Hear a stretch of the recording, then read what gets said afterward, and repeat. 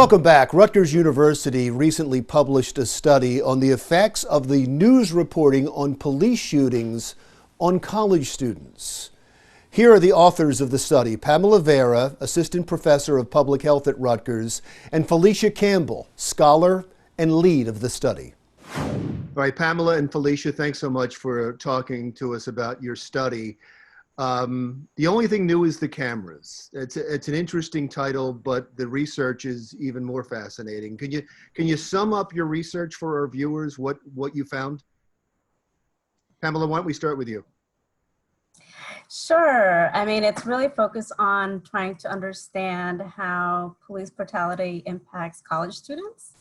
And it's really trying to focus on, when students watch these videos of, Black and brown people being killed, what are the reactions of, these students of color?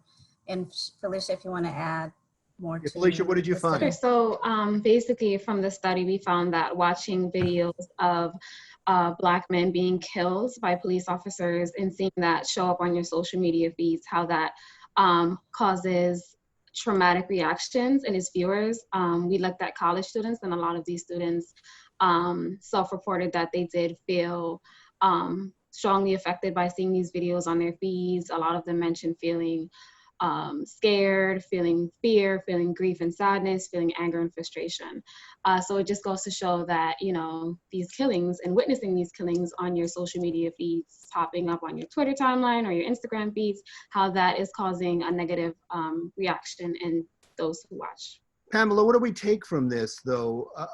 I don't think, at least at first blush, the reactions of people, especially people of color, to police shootings would bring up their personal interactions with police. But is there something we can take from this study and make a positive change?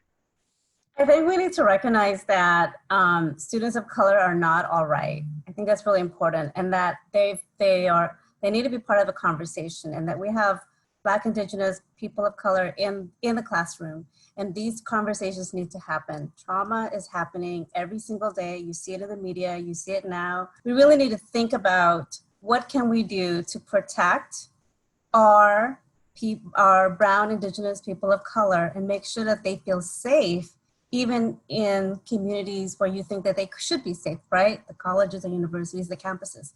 And our study is indicating that that's not the case at all. People are still scared wherever they are. When you talk to the people, the respondents, did you get a sense that, or did you study that, yes, it has happened to them as well? Or are they just reacting to what they see happening to other people? So students were asked if they've had personal encounters with the police, and they did indicate, some of the students did indicate that they have, whether it was on campus or in their hometowns. And so they were asked about their own personal experience in addition to what they've seen in the media. And for both, they indicated that they still felt anxious, they still felt sad, they still felt grief, and they still felt the fear. How many of the respondents had a bad experience with the police officer? We would say majority of our participants had a negative reaction to being stopped by the police. Okay. And those that didn't, were they still fearful? I think we have to recognize that, yes, that is true, and that an encounter as a person of color, an encounter with the police is a very frightening experience.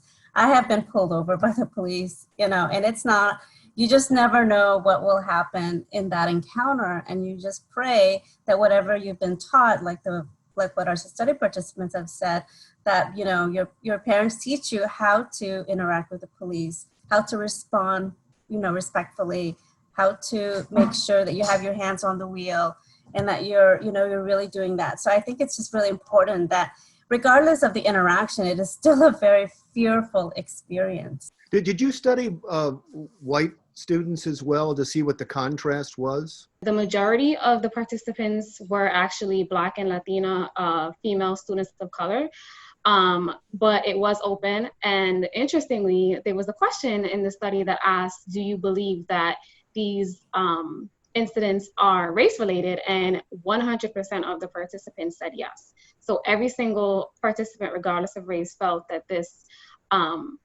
the police killings and the police violence were race related. What now? What do we do with this? We need to have these conversations, and we need to really provide tools for everyone to feel that they matter.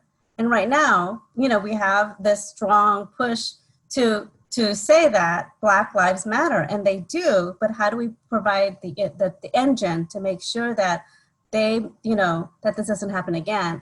And as you know, it's happening every day. We see symptoms of hate and violence and racism, structural racism everywhere, from the media to to how the news cover our communities. I think there's a lot that can be done. I think, for one, to continue having these conversations, to continue giving space to listen to those who are affected by these issues. I think now that we have the evidence of what is happening across our country, what has always been happening across our country between law enforcement and Black and brown people, we have the evidence now. What does this mean for police reform? What does this mean for defunding the police? What does this mean for criminal justice reform? What does this mean for institutions of higher learning and the space that they provide for their students who are being affected by this? What does this mean for workplaces and their employees who are being affected when they see these videos and they learn about these things? So I think, now that we have the study, we have the evidence, and there's more conversations about it, that we continue to have those conversations and we continue to push, and that, there's more work being done on every level, micro level, the individual level, the meso level, and also, in higher institutions and in our government. So I think a lot of it has to do with just continuing these conversations and pushing for more change is where we can definitely go with this. Well, Felicia and Pamela, I appreciate the conversation that you've had with me. Thank you so much for doing this, and congratulations on the study. Rutgers Assistant Professor Pamela Vera and Felicia Campbell, lead of the study. When we come right back, Atlantic City hopes to be the start of better policing in New Jersey. We'll explain when Jersey Matters continues.